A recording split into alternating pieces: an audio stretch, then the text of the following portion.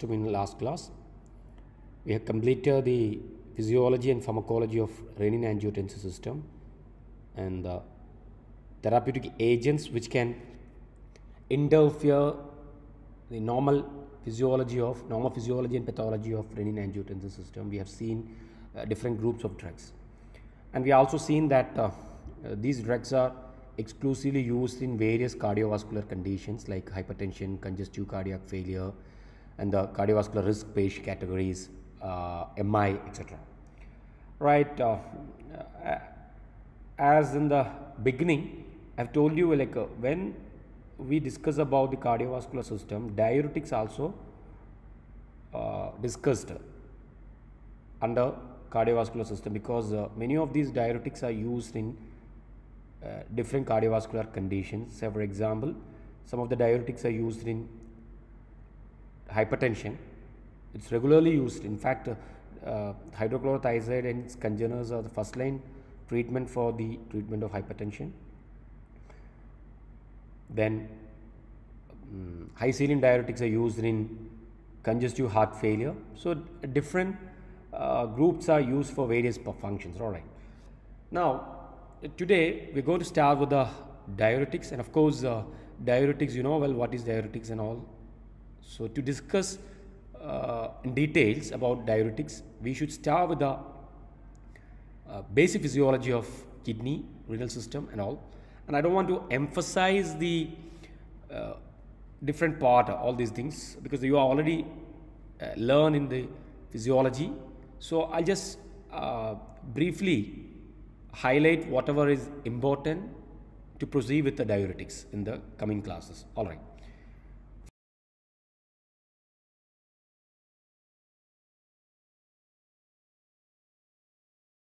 And so kidneys, all these things, I'll just flash all these things. Excretion of metabolic waste products and foreign chemicals.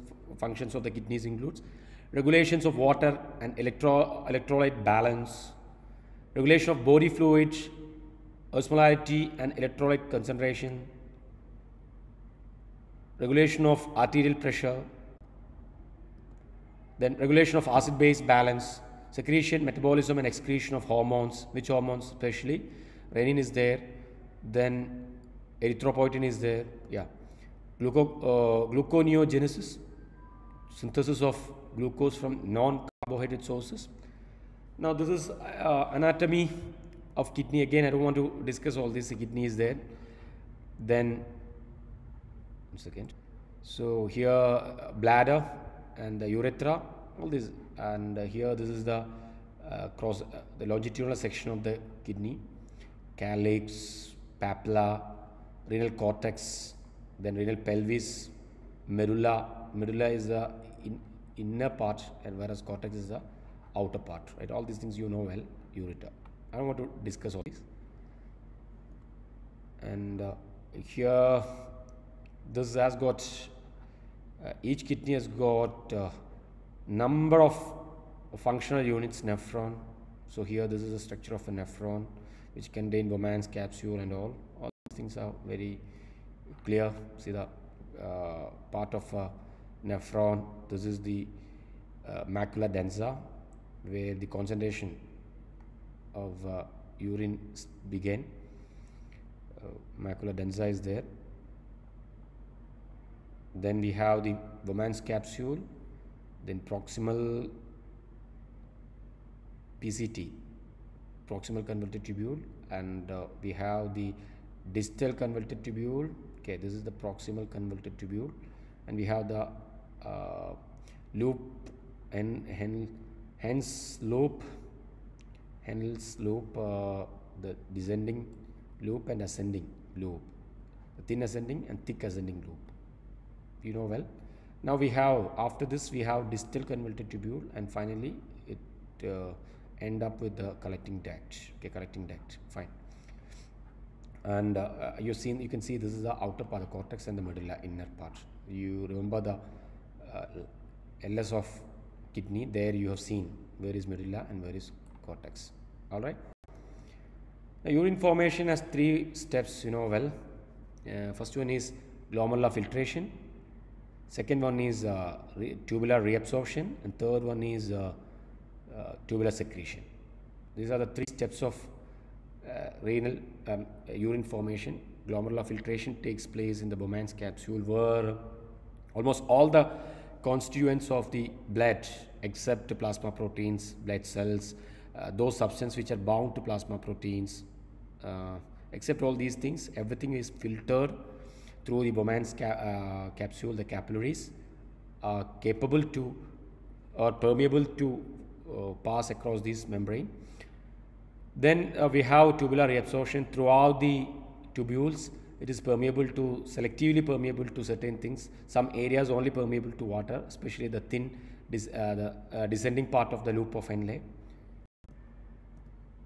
So this is actually I just want to emphasize the reabsorption and secretion in the proximal convoluted tubule. The 65% of the most of the urinary primary urine constitutes are absorbed from the PCT. So what are the major elements, components reabsorbed from the PCT? So as I told you, the first step is the glomerular filtration. You know the glomerular filtration rate, it is nearly 125 milligram, okay, ml per minute, sorry, 125 ml per minute.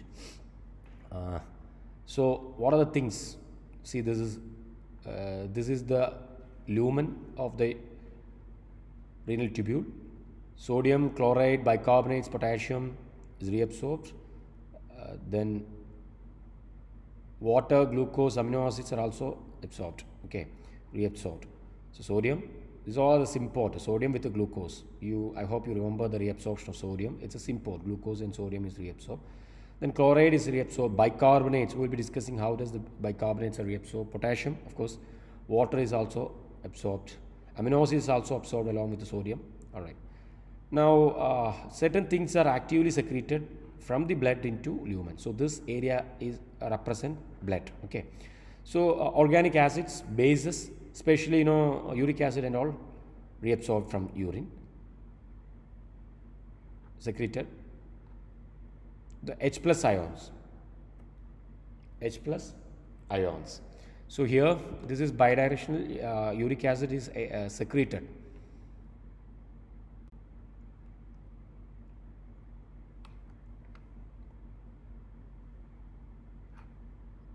Then next is thin descending loop of Henle, this dark shaded portion. Here this is actually permeable to water only. So what happened? Water is reabsorbed, and this is the area where the concentration of urine, maximum concentration of urine takes place. Because what happened? A maximum content of the water from the primary urine is reabsorbed. So once the urine reach here, it will be more and more concentrated, because maximum quantity of water is reabsorbed from here. All right. Then next is thin ascending loop of Henle, and this is the ascending loop of Henle. So here the 25%, because 65% is absorbed, 25%, mainly the sodium, chloride, potassium, calcium, bicarbonates and magnesium is reabsorbed into blood from lumen, and whereas H plus ions, this H plus ions is actively secreted. Now the early distal tubule. So here this part is early distal tubule, and this is actually thick ascending loop of Henle. Here mainly the sodium, chloride, calcium and magnesium is reabsorbed. Okay, and of course by the time sodium reach here, most of the sodium would are already reabsorbed. See, you have seen that 65% of the solute are reabsorbed from here, and 25 is already absorbed from the thick ascending loop of Henle, and here remaining components are less, which is reabsorbed from the early distal tubule. Then late distal tubule and collecting duct. Here again, this is a portion, the late distal tubule and collecting duct. And here you can see the sodium is reabsorbed under the influence of aldosterone. Okay, this is actually under the influence of aldosterone. So far from the proximal converter tubule onwards, the sodium is reabsorbed across the concentration gradient as a symport mechanism along with the glucose and amino acid reabsorption. Whereas when you reach here, the late part of the distal tubule and collecting duct, it is under the influence of mineralocorticoids. What is the name of mineralocorticoid? It is aldosterone. From where does aldosterone is secreted? Yesterday we have seen. You've seen it yesterday that it is zona glomerulosa. Right. Fine. So apart from sodium, chloride is also reabsorbed. Then ADH, under the influence of ADH, water is also reabsorbed. So a maximum water reabsorption takes place from this part. This is the thin descending loop of Henle. So here this is what I wanted to tell you. Now reabsorption and secretion along medullary collecting duct. So cortex, this is the cortex part, and the medullary to inner part, again it's almost same, nothing much different. Urea is secreted, and I wanted to tell you that water is reabsorbed from under the influence of ADH, whereas the thin descending loop of Henle, it is permeable, permeable through the movement of water.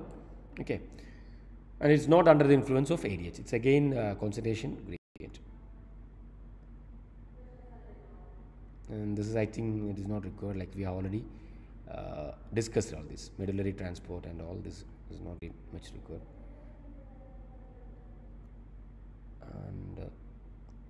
And this is a mechanism where again I'll tell you what actually I wanted to explain. This is what is symporter and antiporter. I think you know well. That's why I had a second thought. You would have already learned all these things in physiology. But anyway, when we discuss about the individual group of diuretic agent, we'll be discussing all these things. So I think it is not required now. Okay. Now let's start with the diuretic.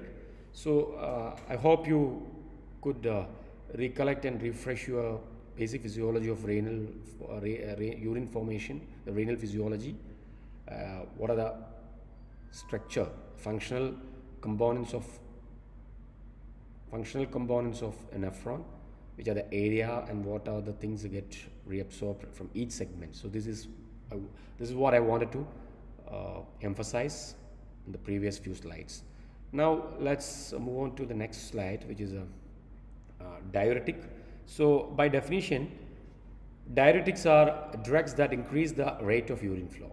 See, what is an average? See, if it is 125 ml per minute, a huge quantity of urine is supposed to be formed. But you know that more than 99% of the primary urine, whatever the filtrate after glomerular filtration, is reabsorbed, including water and components.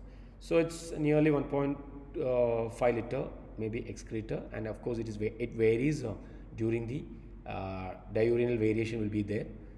Hot climate and humid climate, there will be more and more sweating, which reduce the urine output, and if in the cold weather, a maximum urine output can be expected. These are the basic physiology, right? Clinically useful diuretics also increase the rate of sodium excretion. Now, except few, say for example, osmotic diuretics.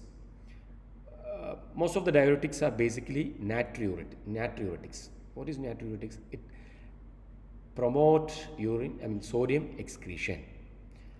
And in Malayalam, there is a proverb, "Uppu thinnunnavan vellam kudikkum." Basically, there is a physiology behind that. See, whenever you eat more salt, the concentration or the osmolarity of the blood may goes up, sodium may goes up. To compensate this, you will drink more and more water, isn't it? The same way, like when sodium is maximum excreted, to compensate that sodium depletion or less sodium content in the blood, more and more water also get excreted. So wherever the sodium goes, water also goes along with that. This is a basic principle of diuretics, except maybe we can say that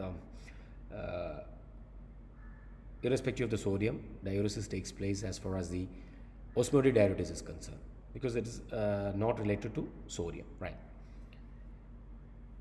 And of other salts like chloride and magnesium and all also affected, but the major chunk is sodium. Now these are the principles of diuretic action. Just remember, sodium chloride is the major determinant of ECF volume in the body. This is what I just mentioned in the form of a Malayalam proverb, sodium.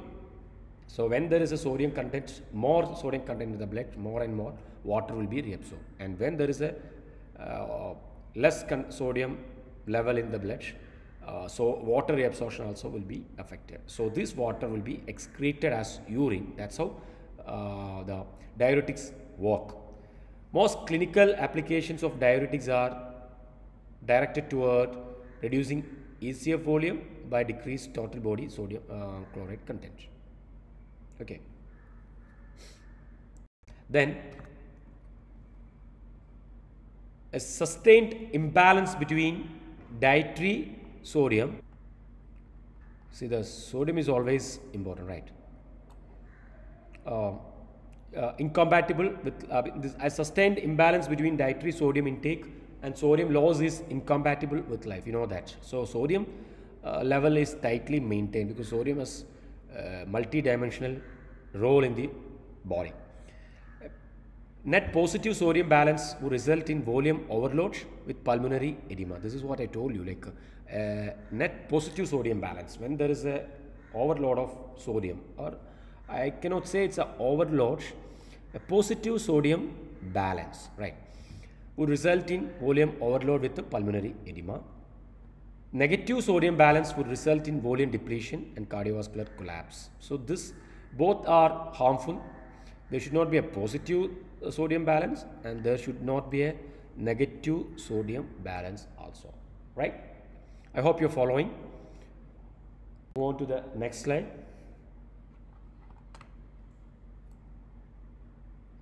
So diuretic braking is a concept basically. So what happens when continuously you use diuretics, say many conditions, say for example hypertension or some edematous condition, which may cause a sustained net deficit in sodium content in the body. All right, see what happened. These diuretics inhibit sodium reabsorption and it keep excreting sodium, and eventually it may lead to a negative sodium balance to some extent.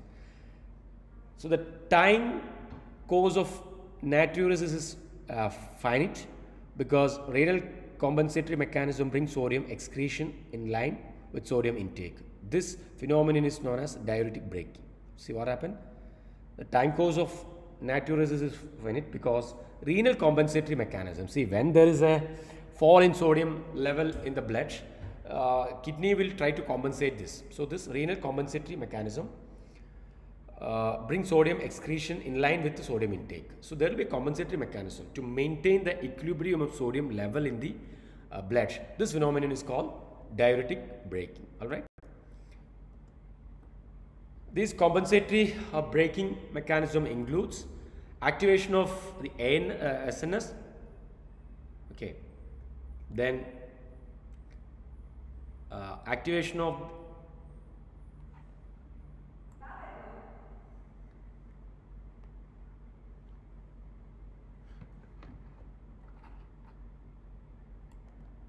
renal epithelial cell hypertrophy and increased renal epithelial transporter expression. So this is what the compensatory mechanism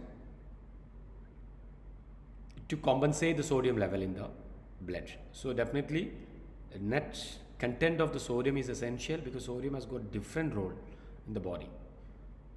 Hyponatremia can be devastating, cardiovascular collapse and many other problems can be anticipated. So this is the duty of the physiological system, which include the renal system and the sympathetic nerve system, then renin-angiotensin system, everything together, work together and maintain the sodium level. Okay.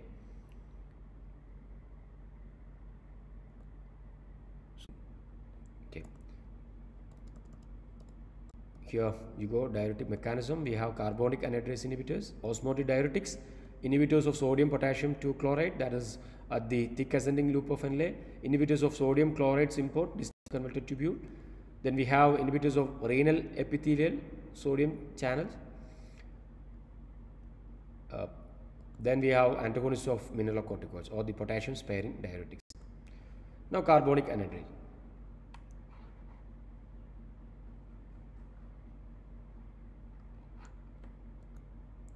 Acetozolamide is a prototype. Okay, is a prototype. These diuretics are sulfonamide derivative. Chemically, these are basically sulfonamide derivatives. Okay, you have seen that sulfonylurea or a hypoglycemic agent, which is also sulfonamide derivative. So, what you have to expect that if a person is allergic to hypersensitive to sulfur drugs, may elicit or may develop hypersensitivity reaction with the acetozolamide also.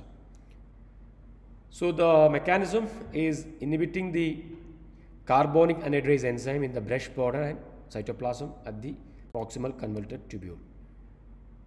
Carbonic anhydrase, I'll come to the mechanism in detail. I wanted to tell you one more thing. Apart from this, carbonic anhydrase also found in some of the tissues like aqueous humor, where the it is responsible for the regulation or maintenance of the intraocular pressure, and also in CSF, cerebrospinal fluid. Acetozolamide inhibits carbonic anhydrase in all tissues of the body wherever it inhibits the carbonic anhydrase at CSF, aqueous humor, and even kidney. So here this is the, as we already mentioned, so here this is the area where the carbonic anhydrase work and inhibit the sodium reabsorption. Okay. Here I'll just explain this yellow portion. This yellow portion is lumen, and this is the epithelial cells, and this is the interstitial blood. Now, what you're talking about the reabsorption of sodium. You can see sodium is reabsorbed as an antiport with the H plus ion. Okay, H plus ion. Now this H plus combined with the bicarbonates. See, bicarbonates are rich in urine and form carbonic acid.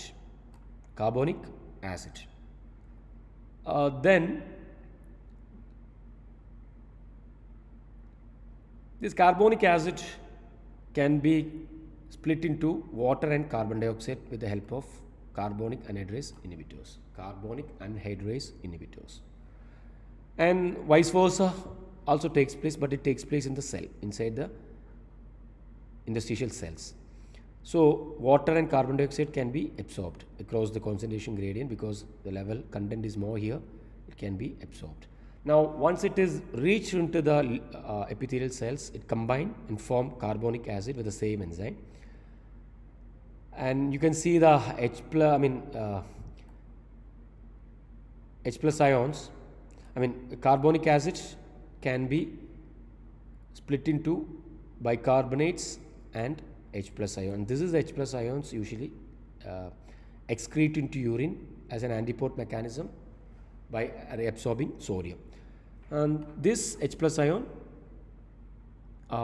plus bicarbonate absorbed into blood. So this is how sodium and bicarbonates together indirectly absorbed. See, the sodium is reabsorbed by an exchange of H plus ions, and this H plus ion is basically formed from the carbonic acid.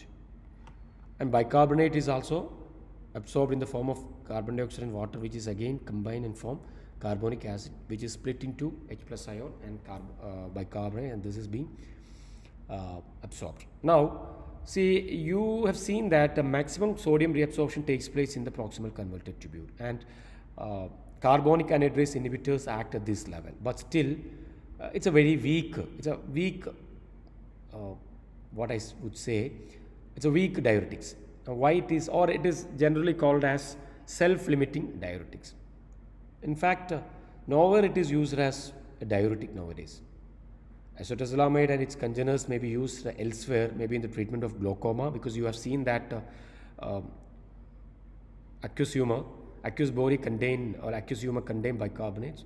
So the formation of these bicarbonates can be inhibited by carbonic anhydrase inhibitors. So that's why it is used in glaucoma, and also it is used in mountain sickness. See, I'll come to that later because we have to discuss that under the uses. Fine. So why it is called self-limiting or a weak by carbonic acid, I mean weak diuretics symbol. See what happened, all the role of these carbonic anhydrase inhibitors depend on the level of bicarbonates in the urine. Now what happened, if you inhibit this carbonic anhydrase, this step will not take place, and whatever the bicarbonates reach here will be excreted in the urine. Now what happened?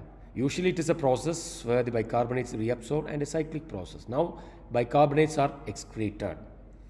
So eventually there will be a depletion of bicarbonates. Are you clear? Eventually there will be bicarbonate depletion. Now if there is no bicarbonates in the blood, bicarbonates won't reach here in the urine. If the bicarbonates won't reach here, what happened? There won't be any reabsorption.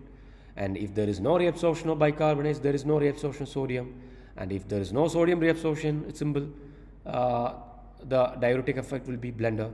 Simple. That's why it is called self-limiting diuretics. And that is the reason why it is considered as a weak diuretics. So I hope you understood why it is not used as a diuretics, because it's a weak self-limiting diuretics. And the reason why it is called as self-limiting diuretics, because the diuretic effect is dependent on the bicarbonates which is reached in the urine from the blood.